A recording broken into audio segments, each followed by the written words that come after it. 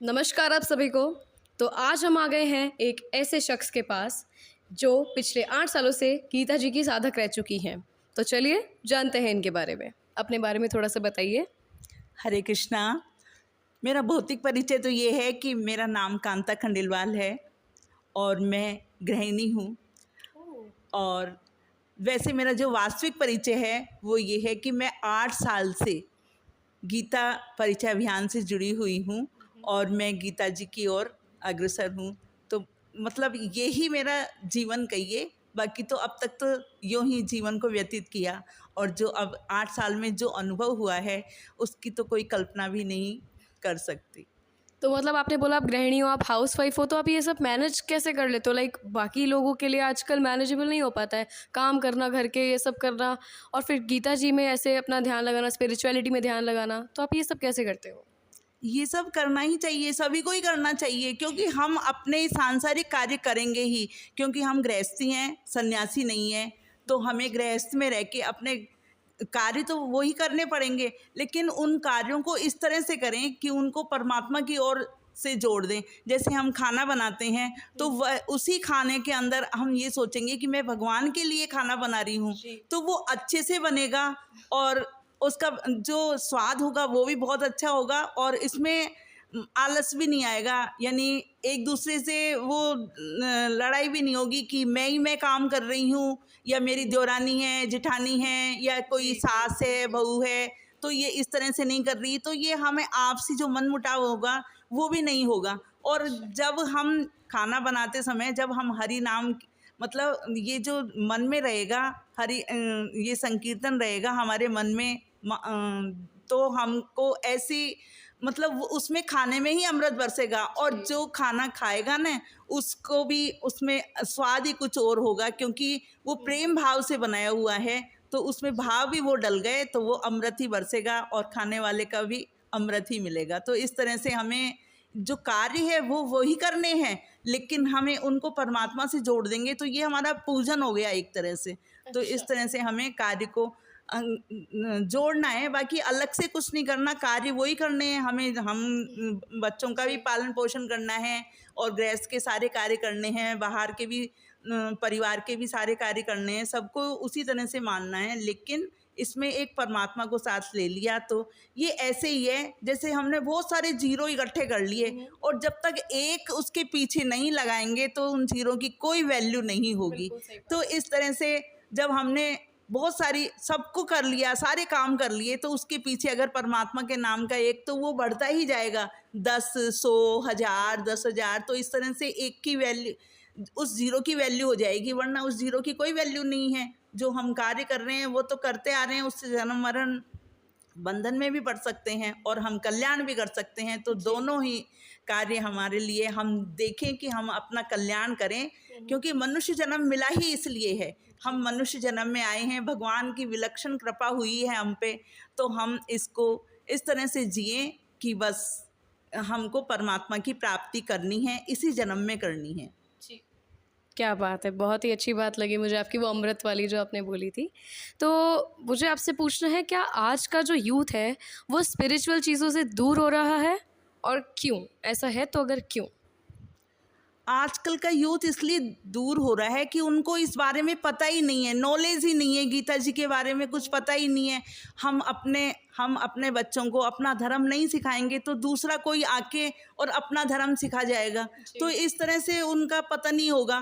तो हमें शुरू से ही बच्चों को, जैसे हॉस्पिटल में ही पोलियो के टीके लगा दिए जाते हैं, पोलियो, खसरा आदि के टीके लगा दिए जाते हैं ताकि उनका सब पूरा जीवन सुरक्षित रहे। तो ऐसे ही हमें बचपन से ही बच्चों को इस ओर आगे बढ़ाना चाहिए कि वो गीता जी की ओर ये सीखें कि इसमें क्या बताया है, भगवान श्री कृष्ण के मुख की वाणी है और जो इसके अंदर हमें क्या सीखने को मिलता है, जो 700 श्लोकों में भगवान ने बोली है।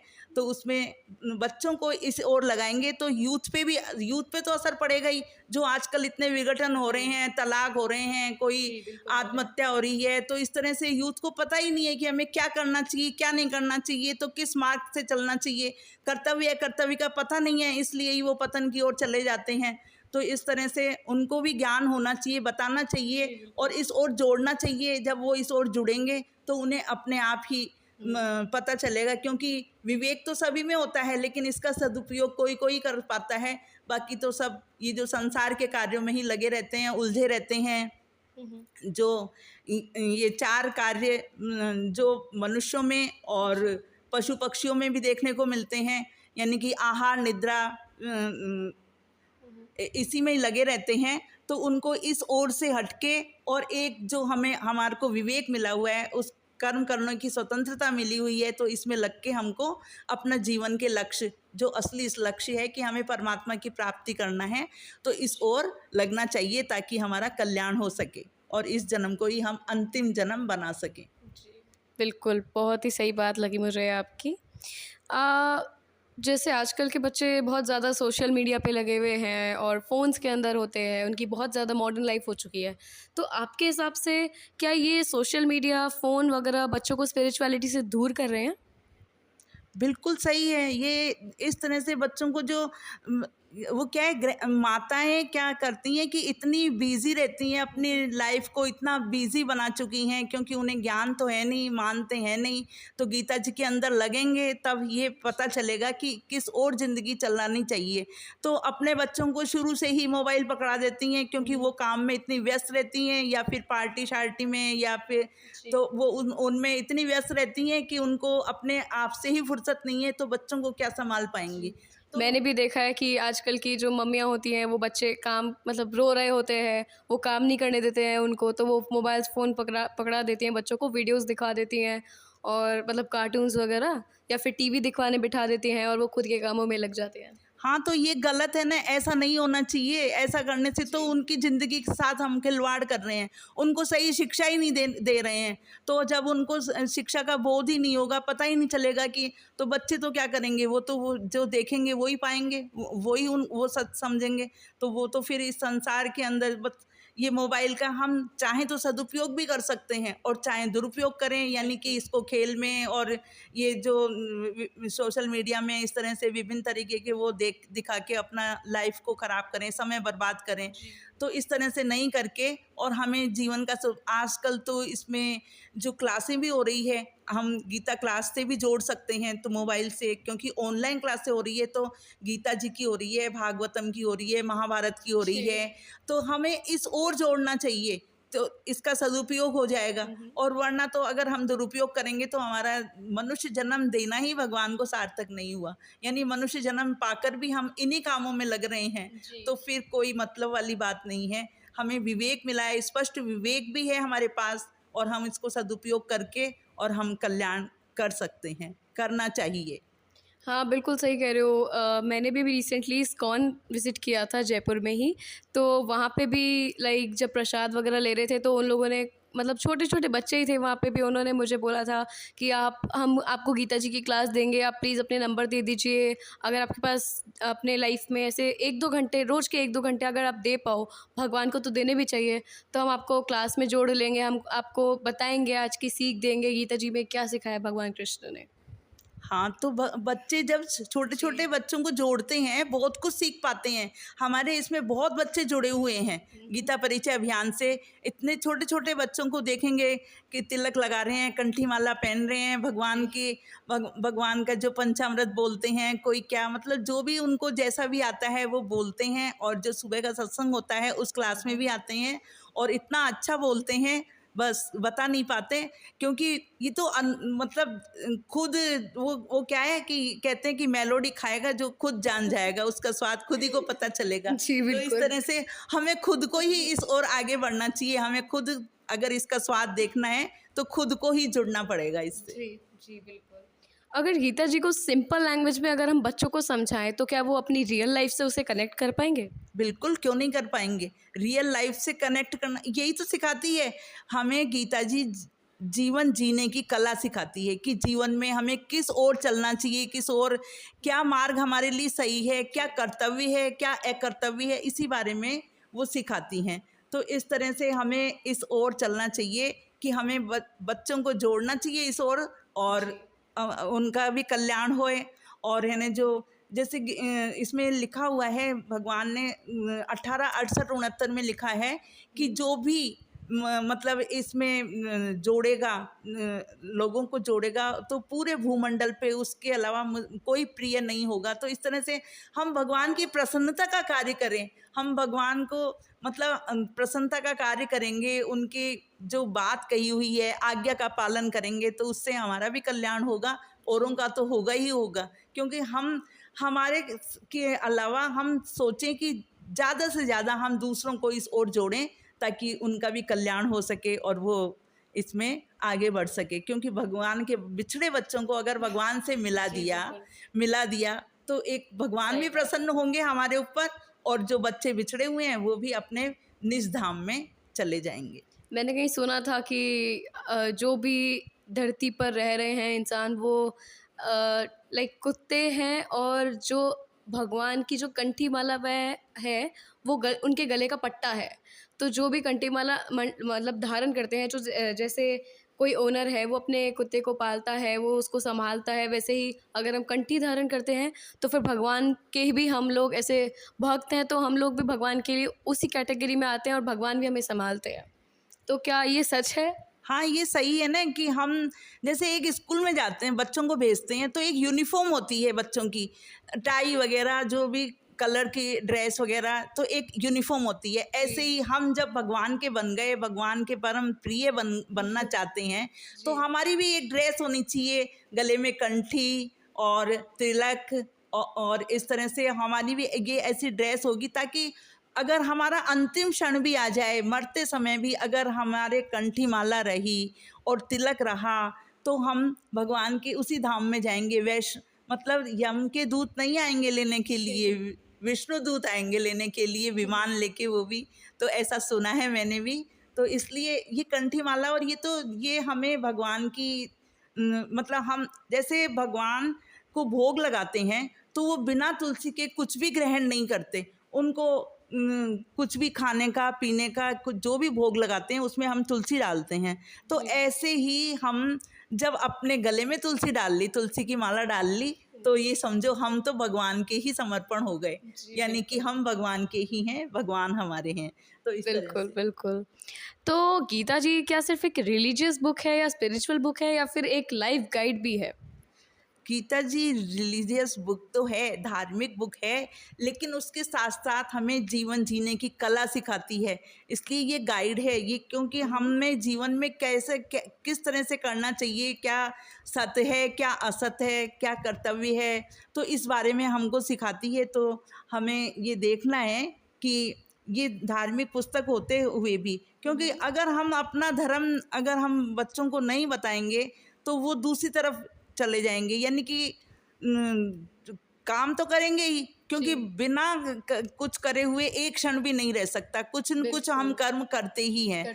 तो इसी को ही हम अगर जब हम भगवान के उसमें जोड़ेंगे, भगवान की तरफ चलने का पक्का इरादा कर लेंगे, कार्य बनाएंगे, तो हम प्रभु के प्रिय हो जाएंगे और हमारा कल्याण हो जाएगा, और हमें फिर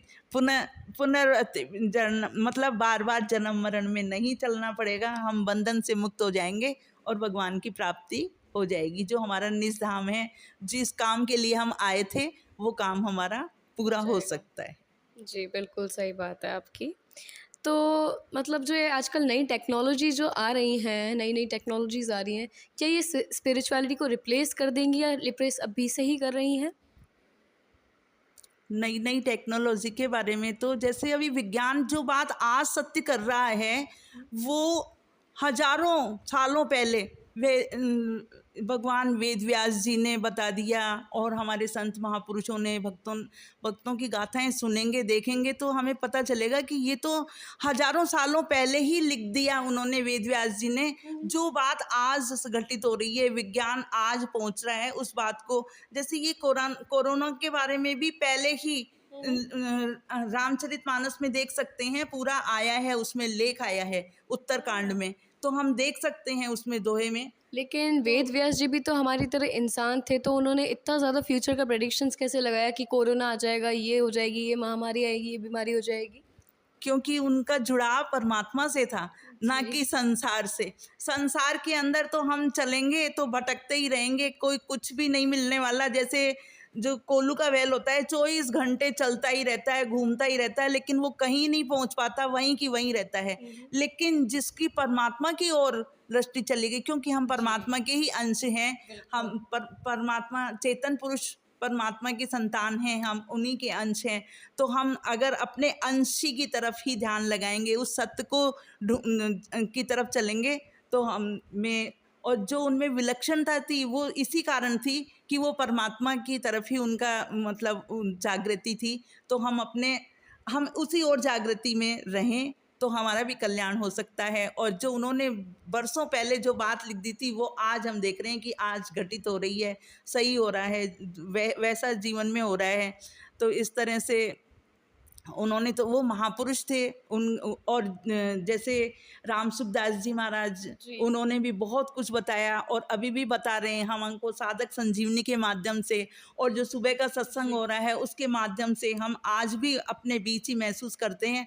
और उन्होंने मतलब हजारों लाखों लोगों को की जिंदगी सुधार दी। तो इस तरह से हम जो ज्ञान प्राप्त कर रहे हैं, हम अपना कल्याण करने की सोचते हैं, लेकिन अपने कल्याण के साथ दूसरों का भी कल्याण करें, ताकि अगर ये राम सुखदास जी महाराज जी और सेठ जी वगैरह अगर ये अपना ही कल्याण की सोचते तो वो इस ओर आगे बढ़ ही नहीं सकते थे।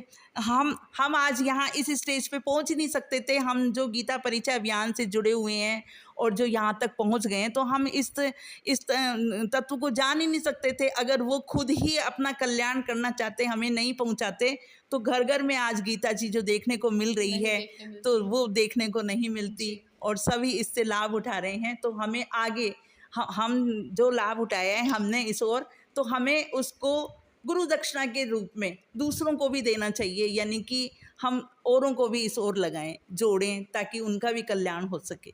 जी, गीता जी घर घर में तो देखने को मिलती ही है, लेकिन जब कोर्ट में गवाही देने को बोलते हैं तब वो लोग भी सच बुलवाने के लिए गीता जी के ऊपर हाथ रखवाते हैं और फिर उसके बाद ही बुलवाते हैं। तो गीता जी एक बहुत ही बड़ा ग्रंथ है। हाँ, क्योंकि ये शाश्वत है, ये सनातन धर्म का मतलब ये प्रतीक है। तो इसलिए गीता जी पे हाथ रख के ही कसम दिलवाई जाती है कोर्ट में कि जो भी बोलूँगा सत्य बोलूँगा। तो इस तरह से जो बात कहलवाई जाती है तो वो इसी तरह से है कि गीता जी बहुत हमारे जो सनातन धर्म हैं बहुत पहुँचे हुए थे, लेकिन हम इस ओर नहीं जाके और इधर उधर गलत रास्तों पे भटक रहे हैं। तो यूथ को, बच्चों को इस ओर लगाएं, हम ज़्यादा से ज़्यादा गीता जी से जोड़ें, तो उनको भी ज्ञान होगा कि क्या लिखा है, हम किस लिए आए हैं, ज़िंदगी में क्या करना है, हमारे मनुष्य जन्म का क्या धर्म है। तो उस बात को वो सोचेंगे कि प्रभु ने जो विलक्षण हमें मनुष्य शरीर दिया है वो इस बात की गारंटी है कि हम इसी जन्म में भगवत प्राप्ति कर सकते हैं। तो हमको ये इस तरह से हम इस ओर आगे बढ़ाएं, औरों को भी मतलब ये बताएं, शिक्षा दें कि वो इस गीता जी से जुड़ के और अपना कल्याण कर सकते हैं। तो इस तरह से ये एक चैन जुड़ती है और ये जुड़ती ही जाती है, बहुत हजारों लाखों में हो जाएगी। अभी तो हजारों में तो है, लेकिन मेरा सपना यही है, हम सबका सपना यही है कि ये लाखों में बढ़ जाए। जी, क्या बात है। इस सपने से तो मैं भी बहुत ज़्यादा ऐसे इंस्पायर हो गई हूँ।